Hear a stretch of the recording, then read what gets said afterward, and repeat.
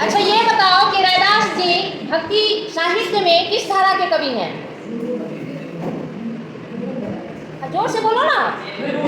निर्गुण धारा के। निर्गुण धारा के किस शाखा के कवि हैं? हाँ, ज्ञान मार्गी शाखा के। तो निर्गुण धारा में क्या होता है, क्या मान्यता होती है? निर्गुण धारा के जो भक्त होते हैं, जो भक्त कवि हैं, उनकी क्या विशेषता है, क्या मान्यता है? वो ईश्वर के अवतार को नहीं मानते हैं, वो मानते हैं कि ईश्वर घट घट में बसते हैं, प्रत्येक जीव में रहते हैं, है ना। और जो निर्गुण कवि हैं उनके यहाँ पूजा पाठ, कर्म कांड, बाह्याडंबर आदि का विरोध पाया जाता है। तो इस पद में हम देखेंगे कि कैसे रैदास जी पूजा को व्यर्थ बताते हैं, है ना। असली भक्ति वो मानव सेवा या जीव के प्रति जो ममता दया का भाव होता है, वही असली सेवा मानते हैं। कि राम मैं पूजा कहाँ चढ़ाऊँ, फल अरुमूल अनूप न पाऊँ। फल कहाँ होते हैं?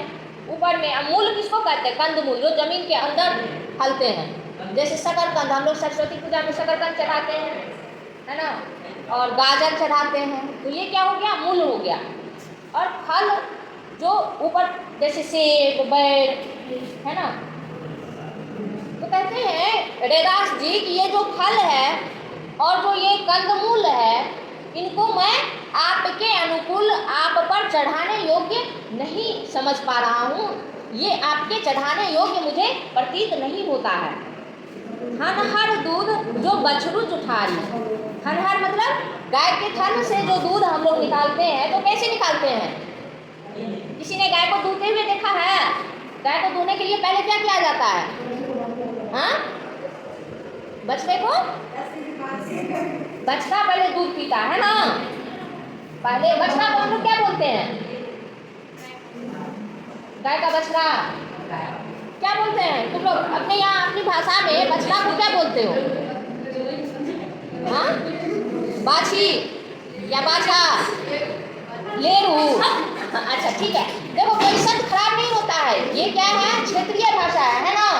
प्रत्येक भाषा की अपनी विशेषता होती है, और भाषा के शब्द जो हैं, क्षेत्रीय भाषा के शब्द ही हिंदी भाषा की समृद्धि है, उसकी अपनी संपत्ति है।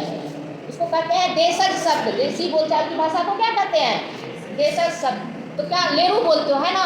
तो जब गाय को दूहा जाता है तो उससे पहले क्या होता है? जो बछड़ा होता है उसको दूध पीने के लिए दिया जाता है, उसके बाद दूहा जाता है। तो इसीलिए कवि रैदास जी कहते हैं कि हनहर दूध जो बछरू जुठारू, उस दूध को मैं कैसे अर्पित करूं जिसे पहले ही बछड़ा या लेरू जुठा चुका है ना। पहुप भंवर जल मीन बिगाड़ी। पहुप मतलब पुष्प या फूल। फूल जो है उस पर कौन मंडराता है? भौरा। उसको भौरा जो है पहले जुठा दिया, और जो जल है उसको मीन। मीन मतलब मछली। तो जल में, नदी में मछली रहती है, मछली के कारण जल जो है, नदी का जल जो है अब चढ़ाने के, अर्पण के योग्य नहीं बचा। फिर मैं दूध से आपकी अर्चना कैसे करूं, जल कैसे चढ़ाऊं और फूल कैसे चढ़ाऊं?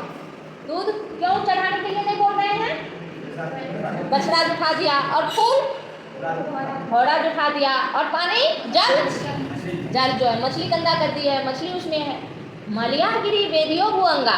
मलयागिरी जो पर्वत है उससे ऐसा माना जाता है कि शीतल सुगंधित वायु बहती रहती है। तो जो पर्वत है उसकी पूजा कैसे करूं? पहाड़ की पूजा कैसे करूं? ऐसा हम लोग पत्थर की पूजा करते हैं ना, तो कहते हैं उसकी पूजा मैं कैसे करूं?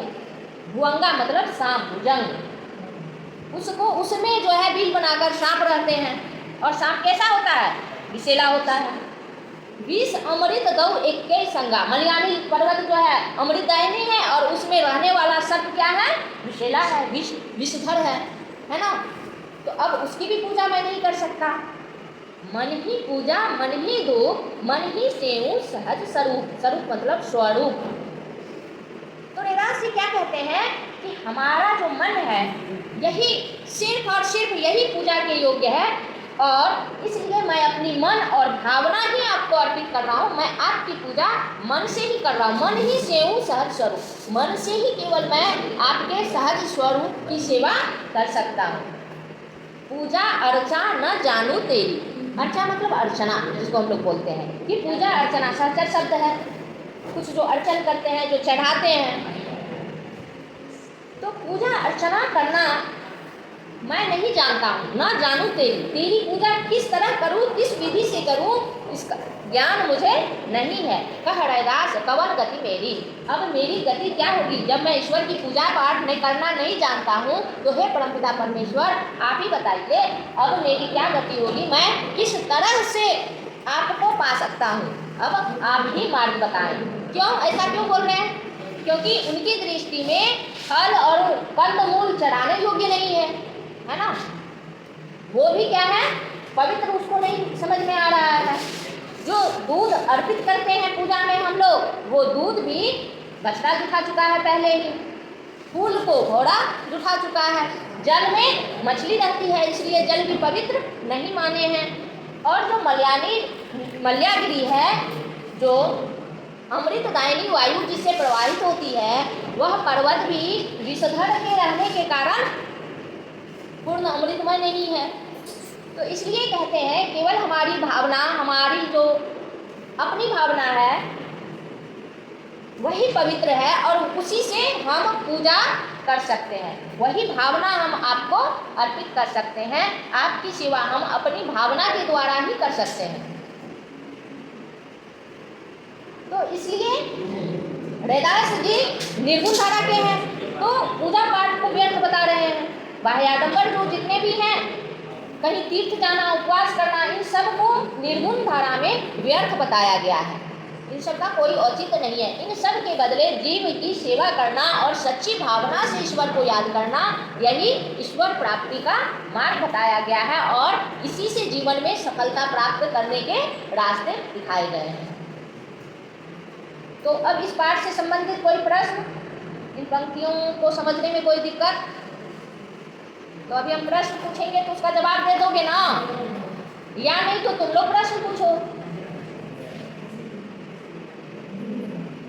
या तो हम प्रश्न पूछ रहे हैं या फिर तुम लोग प्रश्न पूछो। क्या करोगे, तुम लोग पूछोगे या मैं पूछूं?